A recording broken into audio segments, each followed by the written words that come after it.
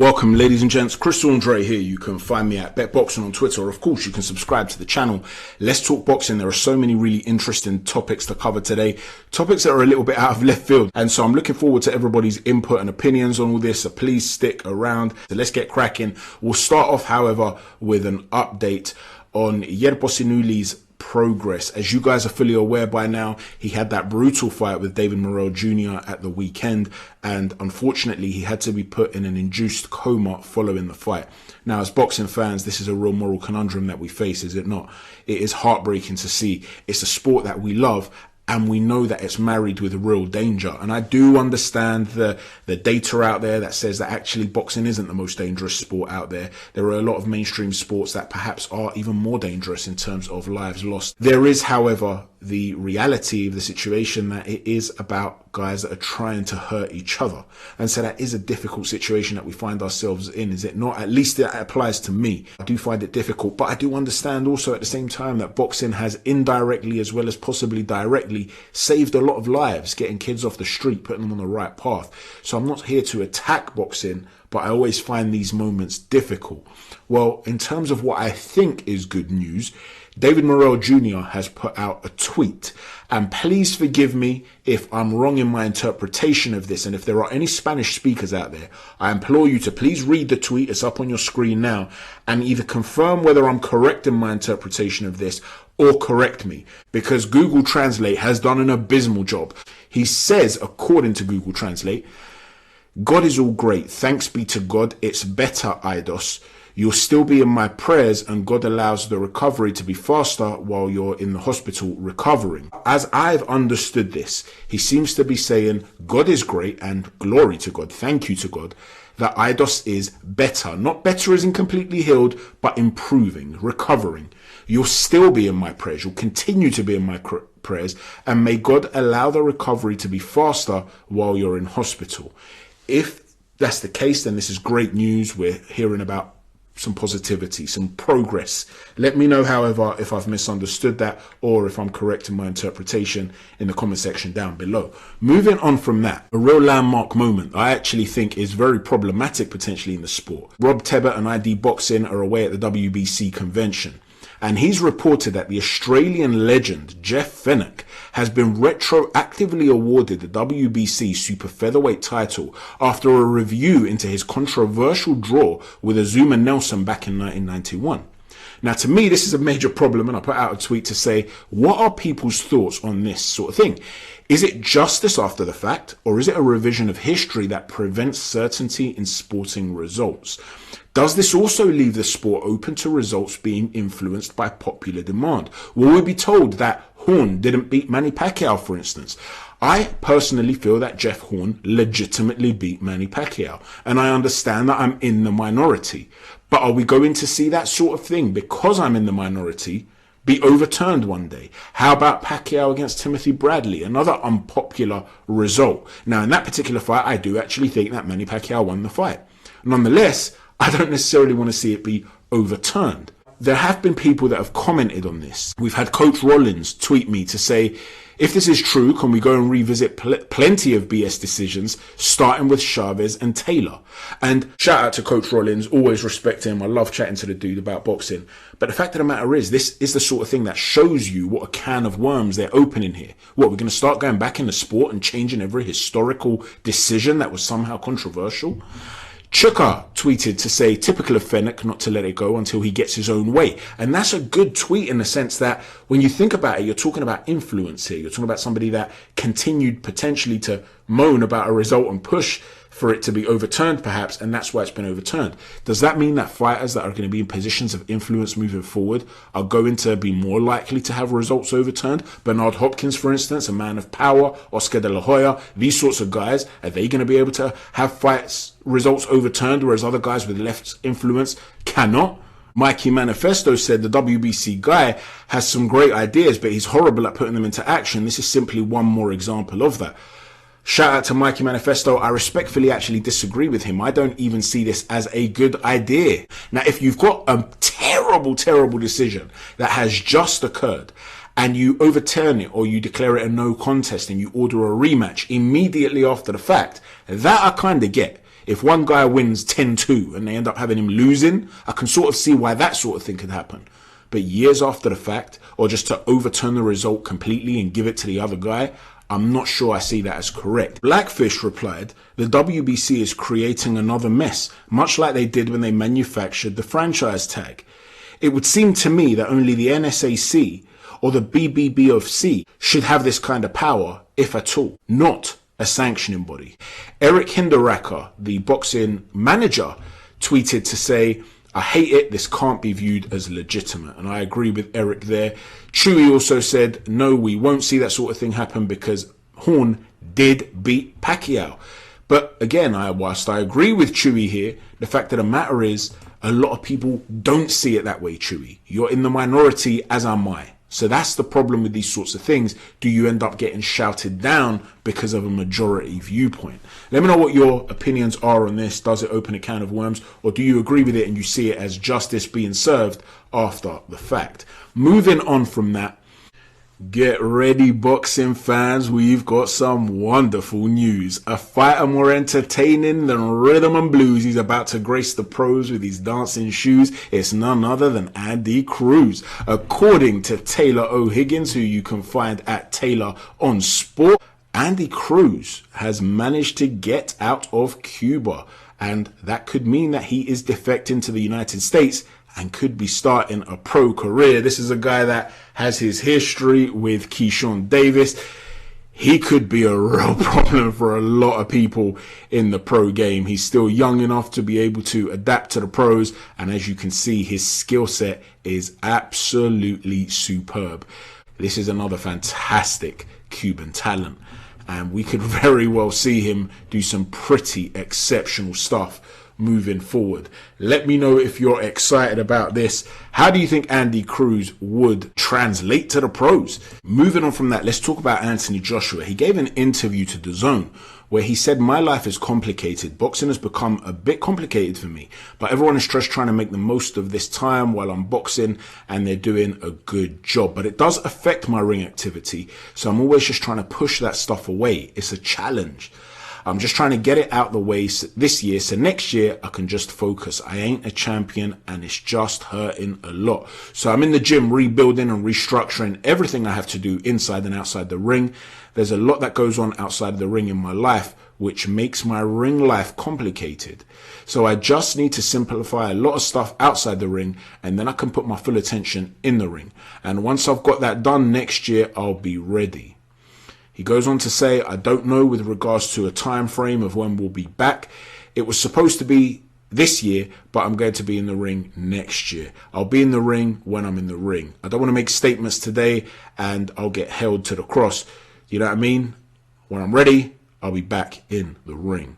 Now, it seems to be that there's an awful lot of distractions going on here. And when you are seeking to rebuild your career and your confidence following a couple of big defeats in your career, landmark moments in your career, and you had a mental breakdown at the end of the fight, this is a real concern for me with regards to Anthony Joshua. However, the first method to overcoming any given obstacle is to identify the problem. Once you identify the problem, you can eradicate that obstacle, and then you can really start to improve. So maybe Anthony Joshua has identified certain things that need simplifying. He needs certain areas of his life to be put into a right order for him to be able to then get back to being who he can be.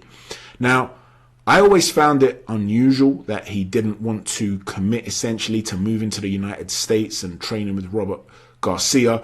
Maybe he felt that he needed his home comforts here. It will be interesting to see what he does with regards to that moving forward. But he was seemingly unhappy with Robert Garcia, wasn't he? Because post-fight, following that second Usyk fight, he did come out and make the statement that he left everything in the gym. And had he been fresher and kept it for the ring, he would have won the fight. Does that mean he felt that he overtrained So is he potentially looking for a new trainer? Well, he gave an interview with Behind the Gloves and Michelle Joy Phelps, and he's received a lot of criticism for this because he was seemingly struggling to focus. See, there were a lot of people walking by, he was saying hello to people and things like that. Michelle Joy Phelps in the comment section immediately jumped to his defense and was saying how it's a long-term friendship. She doesn't take anything negative from Anthony Joshua's actions at all. He was obviously just a little bit distracted. Well, one of the people he was distracted by was the trainer of Dmitry Bivol, GENNADY MASHYANOV. He met Mashyanov at the event following Bivol's fantastic performance over Zurdo Ramirez, and he called him over. And he said that a lot of people focus on the fighters and the trainers don't get enough love, and that he is a top-class coach. And in very broken English, Gennady said to him, "If I train you, you'll become a world champion." This is very interesting to me personally, because I've always felt that the Soviet style of boxing could very well suit Anthony Joshua.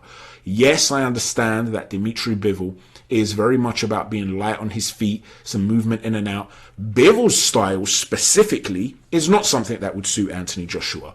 But it doesn't mean that just because you're a trainer that trains one particular fighter, that that's the only style you teach, right? He's grown up in the Soviet system. And the Soviet system is all about having the correct balance, having a great understanding of distance, punching hard, very orthodox approaches and technically correct, maximizing your ability to deliver power, turning your knuckles over. In the past, for instance, when I've done a little breakdown on Artur Beterbiev and I showed you guys him throwing a jab, he had his wrist bent so that when he was throwing the jab, his knuckle was almost pointing downwards. So imagine the hand coming through a 9 o'clock position on the clock, instead of the knuckle being at 3 p.m, whereby he's going to push straight through in a straight line, as his hands entering through that 9 o'clock position, through the side of the clock, for instance, his knuckle's almost pointing at 4:30 p.m. So it's pointed downwards. And the aim of that is essentially to turn the knuckle over, using the puncher's gloves, to focus the punching delivery point through a smaller surface area so that there's more impact through that smaller surface area. So there's little things like that. And I know a lot of you will think, well, these are top class fighters. Are you really going to improve punching technique that much? There are different philosophies when it comes to different boxing cultures, as I've said in the past. But if you look at Tyson Fury, for instance, his right hand has improved massively under the Kronk style. And the Kronk style is very much about delivering powerful right hands behind that long jab. And Tyson Fury, at earlier points in his career, as talented as he is naturally, his straight right hand was a little bit underdeveloped. So it's not a case of you being a top class fighter and you can't learn some things. There are going to be certain areas that the Soviet system will be foreign to Anthony Joshua, certain areas of how to deliver a shot, certain areas with regards to footwork. Nonetheless, one of the strengths of AJ is his technique. He's very proficient at that. So a counter argument could be, look, these are already strengths of AJ's. Is he really going to improve that much on it? Maybe he needs to focus on certain other things instead. But as we know from Mashyanov, because of Dmitry Bivol, he can also help a fighter's fluidity. So this would be an appointment. It would make sense to me. And whilst we know that Anthony Joshua did a bit of a tour of the United States before choosing Robert Garcia, Mashyanov is not the only guy from the former Soviet Union that Anthony Joshua has been mingling with. Murodjon Akhmadaliev, the Olympic bronze medalist from the 2016 Rio Olympic Games, the unified bantamweight champion, has been going through the motions with Anthony Joshua on the beach in Dubai, and he's actually been showing him a thing or two tactically and technically. He's talking him through a few things. And Anthony Joshua, I'm sure, was working with him too, because at the bottom of his Instagram story, he said, each one, teach one. So I think he's saying that they're teaching each other. And you also see him with Ruslan Provodnikov. So it'll be interesting to see what Anthony Joshua chooses to do with his future. He is a sponge. There's no doubt about that. He's a guy that seeks to absorb knowledge from everyone, everywhere. And I know he's received a lot of criticism for this, but you have to understand, you even had fighters like Muhammad Ali. When he was training with Angelo Dundee, he actually called Cus D'Amato for advice regarding a fight as well. So some fighters are not necessarily unhappy with their trainers or uncertain. They're just sponges. They just want to absorb as much information as they can from a variety of angles and they pick and choose what to take on board. It doesn't necessarily equate to uncertainty, although AJ does seem to be in somewhat of an uncertain place. And is he toying with various ideas here? Is he considering potentially an Eastern European or former Soviet Bloc school of boxing? And do you think that could suit Anthony Joshua? Let's discuss Chris Eubank Sr. He's given an interview. He was very, very animated. At times, it seemed very, very theatrical almost, as though he was putting on a performance. Other times, he seemed a little bit unstable. Now, the interview was with Rob Moore, and the title of the interview was Bizarre Chris Eubank Exclusive, opening up on regrets and the pain of losing his son. He covers a whole host of topics here, but as you can see from the screen, his idiosyncrasies makes me question, is this just profound passion that he's sharing, or is it an instability spawned via pain? I implore you to check out this interview, but there are a couple of things I want to read to you. He's asked about Junior, and one of the things he says is, when you're a man, you're responsible, and when you're responsible, you can do anything. That's what I was trying to teach him. I was trying to fast track him to be the best because he's a magnificent fighter, but my son thinks he knows best, and he told me he's the boss. Okay, so carry on. I look in front of me, not behind me. If you can't catch up, sorry, I'm going to leave you behind, especially when you won't come. I'm an adult. And you're telling me to cross the road, to cross the motorway that's like an autobahn? It's dangerous. You're telling me you'll take my hand and when it's clear, I'll lead you across the road, Dad? That's what you're telling me? And I'm saying, no, son, cars come along here like a Bugatti at 253 miles an hour. No, son, we can't cross the road this way. We have to walk down to the bridge. It will take us a bit of time, but we have to cross that way. Now, the first thing I have to ask here is this a father? I understand he's been through an awful lot of pain with his son Sebastian. I am not here to be critical in anything with regards to that. 100% my heart goes out to him. I can't envisage the pain this man has gone through. But is there an element here of him not being happy that his son wants to be his own man? Is this a case of Chris Eubank Jr. wanting to cut those apron strings and Senior's ego not allowing him to do it? Also, if that's not the case and he just genuinely feels that he knows best, something else I have to ask, when he's talking about not crossing the motorway and taking the bridge because a Bugatti could come along at 253 miles an hour and take you out, well, is he basically saying, I want you to be more risk averse?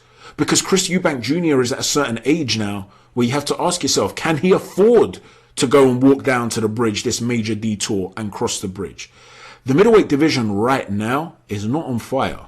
There are some fantastic fighters coming through like Alim Kanuli, but right now, it's not on fire. Maybe you need to strike while the iron's hot. Maybe Junior's got this whole thing right. He was thinking, listen, let me take out Conor Benn, who's a smaller guy. That will further my stock. Doesn't matter if hardcore fans are looking at it as a welterweight. The casual public, I'll grow in their eyes. And that will make me a bigger financial star. That will enable me to get an aging Gennady Golovkin to fight me. Maybe now the time's right. So maybe Junior had the right idea and Senior just can't handle that. But another interesting moment is when he's asked whether Chris Eubank Jr. will ever be a world champion. And he said, when I was 16, I made the decision to become a warrior. A warrior is a person that will die to learn everything he has to learn to be the king. I train while I'm eating. I train while I'm driving. I am constantly bettering myself as a man, which is exactly what I wanted my son to be. A man who's responsible. He is kind. He's gentle. But in his pursuit of happiness, he is fierce. But my son has only the fierce. He doesn't have the champion. I'm the champion. I'm the daddy. Is he saying there that Junior lacks the dedication to become what it means to be a champion? He then goes on to say, as long as he thinks it's about the belts that he has around his waist, no, he'll never be champion. It's about how people feel about you. Are you loved? Ali, Jack Johnson, Joe Louis, standard bearers. That's who I am. I'm the last in the line of the greats. I am GOAT. So this was all very theatrical. He was almost acting as though he was in a theatre piece. It was very over the top, right? It was, I mean, there are people that if they saw this in the theatre, they would say it was ham acting. You've really got to see this. I don't know whether this was bizarre, whether it was just Eubank being Eubank and that's how he expresses his passions, but he was performing to the camera at points. I found it to be very unusual, but he seems to be putting Chris Eubank Jr. down here. Is he perhaps just trying to strike a chord with his son to get him to react in a way that results in him listening to Senior? Is that what he's trying to do here? I really don't know. I would implore you to watch this, but the way I understand it, he doesn't feel as though Chris Eubank Jr. is going to fulfill his potential because he is not taking his own guidance. Let me know what you think about all this, ladies and gentlemen, with regards to Chris Eubank Sr. I told you we'd be covering a lot of out there type of topics out of left field. Let me know what you think, ladies and gents. Please don't forget to hit a stiff jab on the like button, a right cross on the subscribe button, and an uppercut on the notifications button. Thanks for watching. Chat to you soon. Take care. God bless.